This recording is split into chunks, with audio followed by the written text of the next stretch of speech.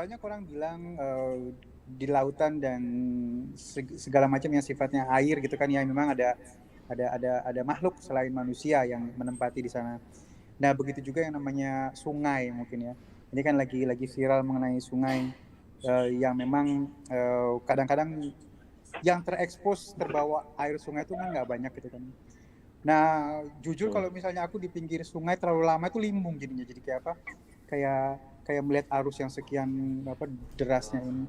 Ada nggak sih emang akhlak pada saat kita di sungai, atau mungkin akhirnya kita coba untuk mandi di sungai, atau seperti apa gitu akhlaknya, mungkin ini jadi pelajaran buat kita sama-sama. Ya. Assalamualaikum warahmatullahi wabarakatuh. Waalaikumsalam warahmatullahi Waalaikumsalam wabarakatuh. warahmatullahi wabarakatuh. Ya, ini lagi viral ya tentang sungai tenggelam gitu ya. Iya, benar. Sebetulnya sih setiap kita masuk kamar mandi pun memang ada adab yang memang dianjurkan oleh ya kan. Adabnya, ada doanya. Allahumma inni a'udzubika minal khubuthi wal khaba'its. Ya, kamar mandi itu kan tempat jin laki-laki dan jin perempuan. Karena di situ memang di kamar mandi itu pasti ada genangan-genangan air. Dan memang ada satu diri di mana jin itu nampak, itu diantaranya adalah sesuatu yang lembab. Lembab saja sudah jadi tempatnya jin, apalagi air. Gitu. Makanya setiap kali kita minum pun kita dianjurkan baca basmalah, gitu kan. Kemudian ketika kita ada yang dengan kaitan dengan air itu kan pernah diteliti oleh Dr. Masaru Emoto itu, dia memiliki daya rekam tinggi. Jadi dia merekam semua energi di sekitarnya, termasuk dimensi-dimensi yang mungkin di luar daripada nalar manusia itu, termasuk dimensi jin. Kan dengan air sendiri kalau digunakan buat, mohon maaf ya, melet orang jadi itu air. Digunakan buat nyembuhin orang gitu. Jadi tergantung digunakannya. Maka ketika masuk ke sungai itu ya kita juga tetap baca basmalah, sama seperti kita masuk kamar mandi sebetulnya. Karena identiknya sungai itu kan adalah kamar mandi, dan zaman dahulu pun mungkin belum ada kamar mandi ya, orang mandi pada di sungai. Iya. Sebenarnya di daerah-daerah masih pada mandi di sungai ya. Ya, di Banten sendiri banyak orang-orang kalau mau ke sungai itu, dia mandinya masih di sungai juga kan. Dan itu kalau itu apa, kita harus baca doa gitu kan, ya tetap baca doa. Allahumma inni a'udzubika minal khubuthi wal khaba'its. Kalau kita artikan itu, ajarannya itu, maknanya, ya Allah aku berlindung dari setan laki-laki dan setan perempuan kan gitu. Jadi memang dahulu itu bangsa jin atau bangsa iblis itu ketika diturunkan oleh Allah Subhanahu wa taala itu meminta tempat. Di antaranya menurut para riwayat alimul ulama salafun salih, ketika bertanya aina makan, di mana tempat kami? Qala fil hammam. Tempat jin itu adalah hammam, itu kamar mandi ataupun tempat-tempat yang najis ataupun yang kotor. Salah satunya juga sungai, kalau memang genangan airnya itu ada, kan ada yang mengalir. Nah, itu ada yang kadang-kadang kena tanggulan, bendungan. Biasanya di bendungan-bendungan itu irisan. Makanya kita karena di situ kan airnya berhenti dia. Di mana air, kalau kita melihat ciri-ciri air yang tidak bergerak itu biasanya di situ banyak pusat diantaranya jin. Ya, banyak yang istilahnya pemahaman secara logika kan, bahasanya air tenang bawahnya keras gitu kan secara logika kan. Terus kalau misalnya hati-hati dengan air yang tenang di atas, kemungkinan di bawah ada pusaran air atau segala macam, yang mungkin di bawahnya juga ada lumpur, yang sehingga akhirnya pada saat kita panik atau malah terikat di dalam lumpur gitu kan. Ada pemahaman yang logika. Kita masuk ke dalam pemahaman yang nggak logika nih guru. Bener gak sih ada penjaga penjaga sungai gitu? Penjaga sungai. Sebetulnya bukan di sungai aja, di semua tempat pun jin itu sebetulnya meregenerasi. Semua tempat, mau kita di kamar juga jin itu ada. Karena produksi bangsa jin itu jauh lebih banyak dibanding produksi manusia, kayak gitu.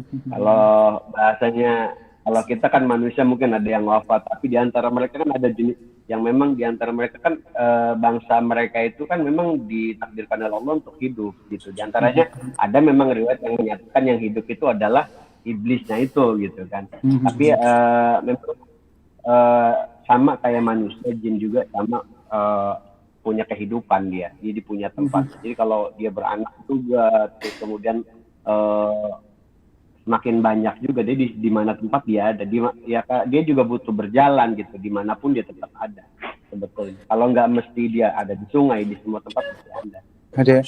Artinya sebenarnya mungkin kita ambil kesimpulan dimanapun tempat yang bisa melalaikan kita, di situ ada jinnya banyak ya. Betul. Tapi yang memang riskan banyak tempat itu di kamar mandi, makanya sunnah itu nggak boleh lama-lama di kamar mandi. Kadang-kadang kan ada itu kamar mandi sambil nyanyi-nyanyi gitu kan, Nah, sampai berjam, sampai di kamar mandi bikin konten. iya. Wah, itu. Joget, ya bikin konten joget-joget kan lama. Sebetulnya etika masuk kamar mandi itu pelan. Makanya dulu kita pernah dengar juga tuh tausiah dari Habibana, kan Habib Lutfi, kan Habib Lutfi bin Yahya itu, beliau juga menerangkan kalau kenapa masuk kamar mandi itu harus kaki kanan, harus kaki kiri, keluar kaki kanan. Ternyata ketika kaki kiri diayunkan pertama, itu paru-paru tertutup, gitu kata beliau.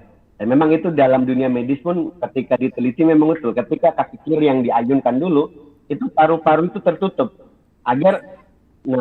Kenapa tertutup? Karena di tempat-tempat kotor itu bakteri bisa masuk. Kayak gitu. Jadi ketika kaki kanan diayunkan untuk masuknya gitu kan. Jadi kan kedua kan kaki kanan. Ketika kaki kanan diayunkan, maka itu menghempas. Jadi kalau misalnya ada virus yang nempel, tiba-tiba dihempaskan. Itu sampai segitunya ya? Gitu. Masya iya, Allah. jadi kan ketika kalau kita keluar kaki kanan itu kan udara yang dihirup itu kan oksigen, kemudian udara yang bagus. Jadi ketika kaki kanan dilangkahkan itu maka yang terhirup adalah sesuatu yang baik gitu. Kemudian ketika kaki kiri diayunkan untuk keluar itu maka ditutup. Jadi sesuatu yang baik itu, udara baik itu yang ditangkap oleh paru-paru itu kemudian ditutup. Oh, artinya bukan sembarangannya ya. Ini pelajaran buat kita Nabi. Iya, orang taunya itu filosofi doang, ternyata enggak, ternyata bisa diselesaikan dengan apa namanya? Ilmu ya, pemahaman yang lebih detail lagi. Nah, kembali lagi ke sungai nih, Guru. Memang kan dari zaman dulu aku setuju yang Guru bilang bahkan hampir toharoh, nyuci baju, bersih-bersih itu di sungai. Dan gak sedikit kita sering dengar juga anak saya kekanyut gitu kan.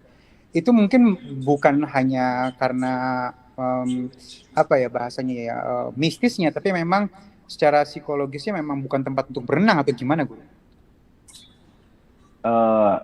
Kita lihat aja kalau ada istilah gini, malah abas wa'bana fi kafi hayata yusalim milas na'atihi. Kalau kita main ular, ya kan otomatis pasti kita nggak jauh kesengat ular gitu. Kalau kita main api nggak jauh kita kebakar gitu aja. Nah, kalaupun kita mau berenang itu kan kita lihat dulu, ini sungainya aman apa enggak. Kalau kita berenang kena arus kebentur, kan kalau di Bogor itu kan ada sungai yang sampai kalau orang berenang itu kan bisa kena itu, kita kena pentok pala arusnya itu. Iya. Nah itu ya. Nah kita juga harus pilih juga. Tapi memang pada dasarnya orang yang meninggal ke dalam keadaan tenggelam itu wal gharik syahid, maksudnya dalam kategori syahid. Iya betul. Syahid ya, Guru ya. Tenggelam di lautan ataupun tenggelam dimanapun, mau di lautan mau di sungai. Nah yang penting tenggelam, bukan bunuh diri tenggelam. Beda lagi. Nah, ada orang yang terjun ke sungai kan dengan kategori bunuh diri dan masuk kategori syahid. Yang namanya gharik itu ketidaksengajaan. Tenggelam itu dengan menenggelamkan diri beda. Jangan-jangan nanti kalau kita tenggelam ini nih syahid nih, biar syahid gua loncat aja dah. Nyari bala namanya. Bunuh diri itu namanya. Iya. Nyari bala. Ya, kalau biasanya orang-orang yang tenggelam itu pun orang-orang yang dipilih.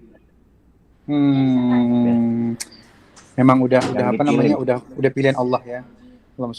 Ditentukan orang siapa yang akan syahid. Ada juga selain itu orang yang terbakar ya, Guru ya. Ya, kalau itu riwayatnya saya nggak tahu. Kalau yang saya tahu itu orang kena wabah. Tenggelam ya. Kalau dalam hadis. Mungkin riwayat yang lain kan memang versi riwayat syahid itu kan ada yang berpendapat 5 golongan, ada yang sampai 7, kan ada yang sampai beberapa kayak gitu. Ya, beda-beda sih hadisnya, dengan beda riwayat beda.